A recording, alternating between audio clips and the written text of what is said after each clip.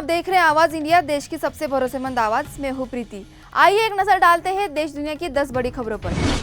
America के Texas में अचानक आई बाढ़ ने भारी तबाही मचाई दी। हिल कंट्री इलाके में 10 इंच से ज्यादा बारिश के बाद ग्वालाडूप नदी उफान पर आ गई। इस आपदा में अब तक 13 लोगों की मौत हो चुकी है, जबकि समर कैंप की 23 लड़कियां लापता है।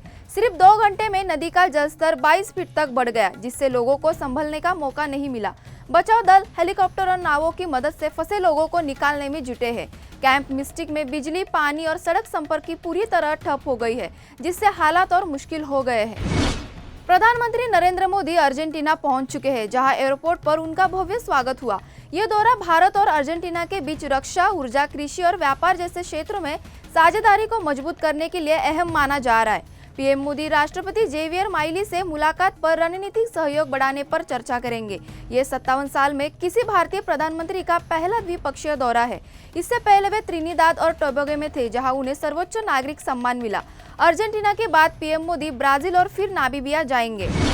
तिब्बती गुरु दलाई लामा अपने उत्तराधिकारी की घोषणा को लेकर चर्चा में है। चीन की आपत्तियों के बीच तिब्बती सांसद ने कहा है कि चीन को धार्मिक मामलों में हस्तक्षेप का कोई अधिकार नहीं है। 6 जुलाई को दलाई लामा के जन्मदिन पर इस मुद्दे पर फैसला आ सकता है।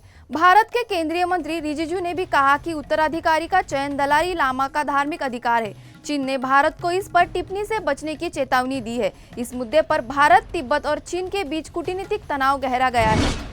भारतीय वायुसेना को चीन और पाकिस्तान की सीमा पर बढ़ती चुनौतियों से निपटने के लिए बड़ी ताकत मिलने जा रही है। रक्षा मंत्रालय ने 10,000 करोड़ रुपए की लागत से 3 नए जासूसी विमानों की खरीद को मंजूरी दी है। ये विमान उन्नत रडार, सिग्नल इंटेलिजेंस और सर्विलांस क्षमता से लैस होंगे। डीआरडीओ ने इन्हीं देशों की तकनीक से और भी घातक बनाएगा।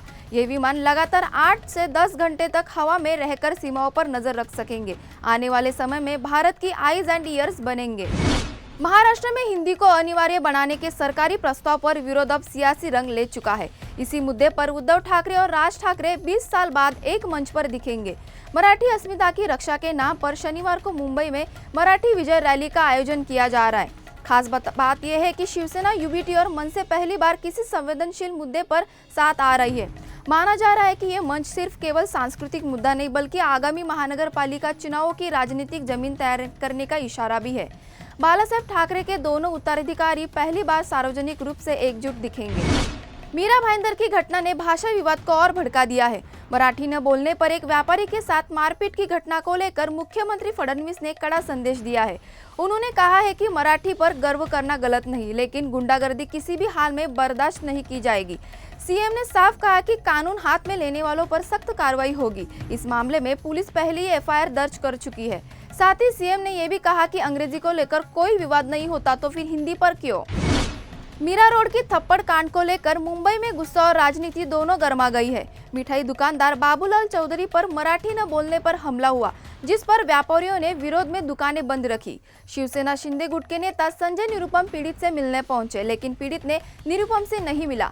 निरुपम ने पीड़ित के भाई से बात कर फोन पर व्यापारी से संवाद किया। निरुपम ने कहा कि मराठी का सम्मान जरूरी है, लेकिन किसी भी भाषा के नाम पर हिंसा बर्दाश्त नहीं की जाएगी। बीजेपी में राष्ट्रीय अध्यक्ष के चुनाव से पहले यूपी के प्रदेश अध्यक्ष की कुर्सी को लेकर माथापच्ची तेज हो गई है। उत्तर प्रदेश की सियासी अहमियत के चलते ये चुनाव बेहद ही संवेदनशील माना जा रहा है। हाल के लोकसभा नतीजों में बीजेपी का प्रदर्शन कमजोर हुआ, जिससे प्रदेश नेतृत्व पर सवाल खड़े हो गए। संगठन और सरकार में संतुलन बनाने के लिए नई रणनीति पर विचार चल रहा है। ऐसे में यूपी का प्रदेश अध्यक्ष चुनना राष्ट्रीय अध्यक्ष के चुनाव से भी बड़ी चुनौती बन गया है। बिहार में भूमि सुधार की दिशा में बड़ा कदम उठाया गया है। कैथी लिपि में दर्ज पुराने दस्तावेजों को अब देवनागरी में अनुवाद किया जाएगा।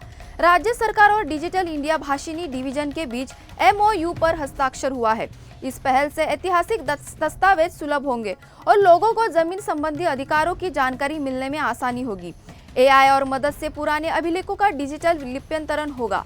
ये कदम तकनीक और विरासत के संगम की दिशा में अहम माना जा रहा है।